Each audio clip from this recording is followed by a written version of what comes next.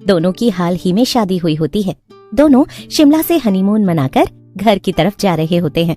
ओ मेरे दिल की चैन, चैन आए मेरे दिल को दुआ कीजिए। तू है वही दिल ने जैसे अपना कहा, तू है जहाँ मैं हूँ वहाँ, अब तो ये जीना तेरे बिन है सजा।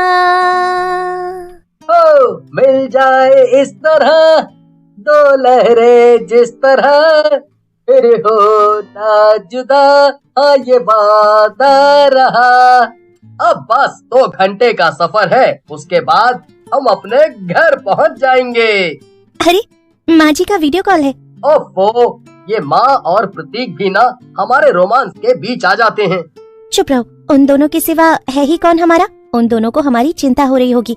मैं वीडियो कॉल उठा लेती हूँ। जी माँ जी, देवर जी, हम दोनों निकल चुके हैं, बस 2 से 3 घंटे में पहुँच जाएंगे। ठीक है बहू। सुजीत बेटा, ठीक से गाड़ी चलाना और जल्दी आ जाओ आप। और हाँ भैया भाभी, हमारे लिए शिमला से कुछ लाए हैं या नहीं? अरे छोटे, कुछ नहीं, बहुत कुछ लाए हैं। अब हम दोनों के पास केवल 2 से 3 घंटे ही हैं, फिर हमारा हनीमून खत्म हो जाएगा। स्पेंड करने देना ठीक से। नैना और सुजीत अपनी रोड ट्रिप एंजॉय करते हैं, लेकिन कुछ देर बाद अचानक से रास्ते में गाड़ी बंद पड़ जाती है और नैना परेशान हो जाती है। क्या हुआ सुजीत? अरे यार, टायर पंचर हो गया है। यहाँ तो दूर दूर तक कोई नजर नहीं आ रहा है, तो गैरेज की क्या ही उम्मीद रखें। ये देखो सुजीत, यहाँ पर एक बोर्ड है। उस बोर्ड पर जीवनपुर लिखा होता है। जीवनपुर, लगता है ये एक गांव है और ये इस गांव के अंदर जाने का शुरुआती रास्ता है। चलो नैना, इस गांव में ही चलते हैं, क्या पता यहाँ पर कोई मैकेनिक मिल जाए।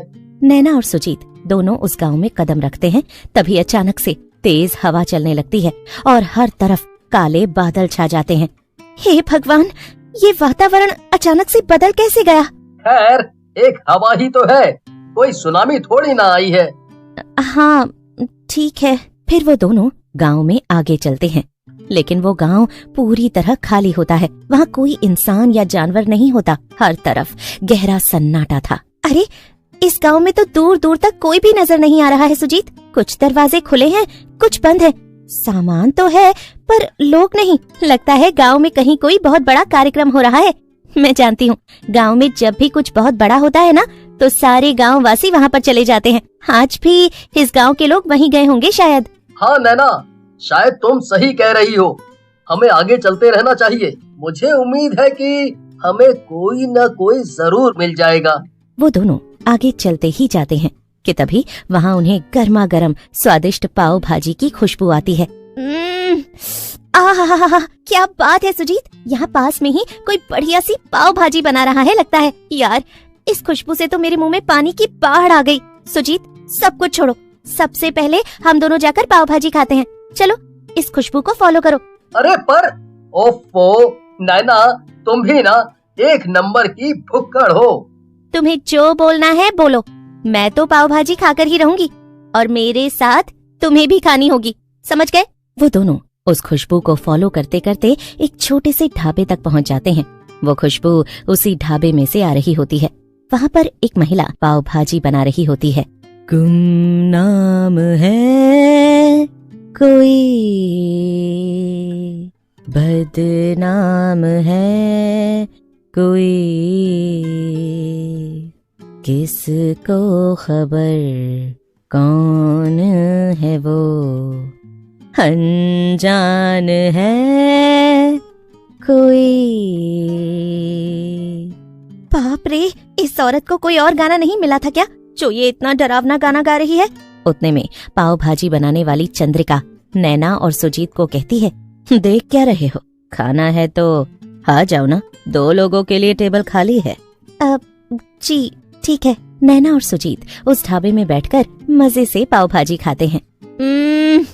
वाह वाह, आज तक मैंने ऐसी पाव भाजी नहीं खाई। इस पाव भाजी को खाकर तो दिल गार्डन गार्डन हो गया। क्यों सुजीत? धन्यवाद। और खाना? नहीं नहीं, 10 पाव खा लिए हैं और खाएंगे तो पेट फट ही जाएगा। ठीक है। अच्छा, कितने पैसे हुए? पैसे? हाँ हाँ, अब हमने आपके ढाबे की पाव भाजी खाई है तो हमें उसके बदले में आपको पैसे तो देने पड़ेंगे ना। नहीं, मेरे ढाबे में पाव भाजी खाने के बदले मैं पैसे नहीं जान लेती हूँ। क्या? सही सुना। चंद्रिका इतना कहकर एक चुड़ैल का रूप ले लेती है। ये सब देख नैना और सुजीत के रोंगटे खड़े हो जाते हैं। ये तो एक पाव भाजी बेचने वाली चुड़ैल है। ये सब मेरा छलावा था। अब तुम्हारा भी वही हाल होगा जो इस ढाबे में आए हर व्यक्ति का होता है।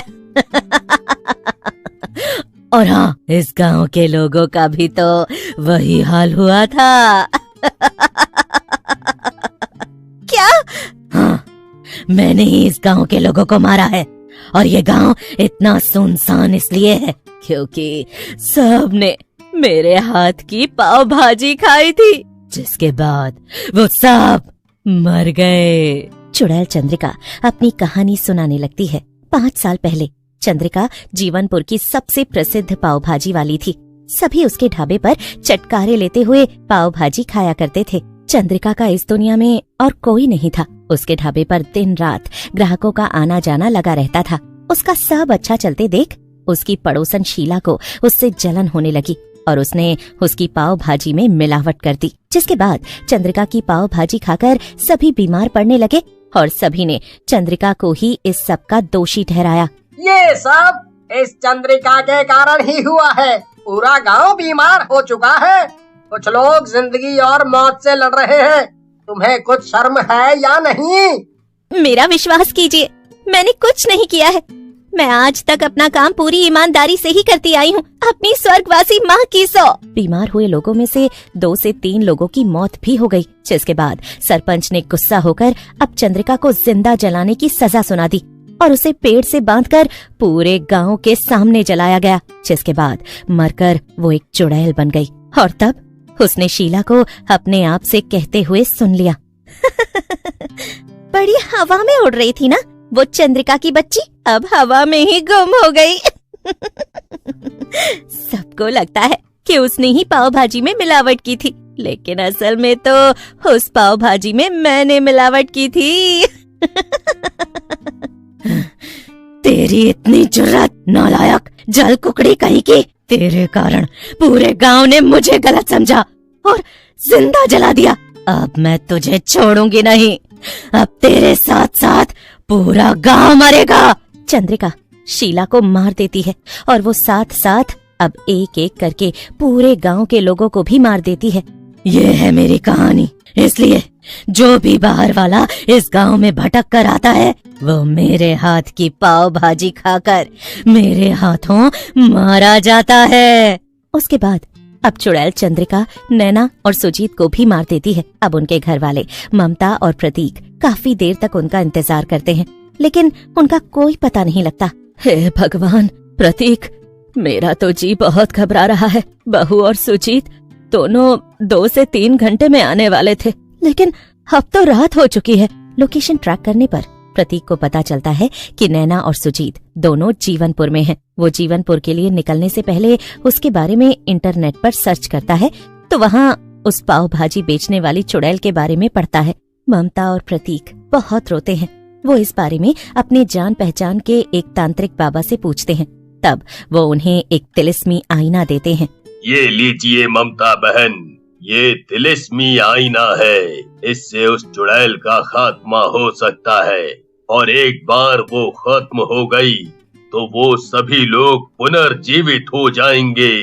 बहुत साहस करके प्रतीक और ममता दोनों उस गांव में जाते हैं और पाव भाजी वाली चुड़ैल उन्हें मारने जा ही रही होती है कि उतने में ममता और प्रतीक उसके चेहरे के सामने वो तिलिस्मी आईना लाते हैं। उस तिलिस्मी आईने में अपनी शक्ल देख वो जोर से चिल्ला पड़ती है और भस्म होने लगती है। इस तरह अंत में चुड़ैल चंद्रिका का खात्मा हो जाता है और उसके भस्म होने के बाद सभी मरे हुए लोग फिर से जीवित हो जाते हैं और पूरा गांव अब लोगों से भर जाता है और नैना और सुजीत भी अपने परिवार के संग वापस जाते हैं।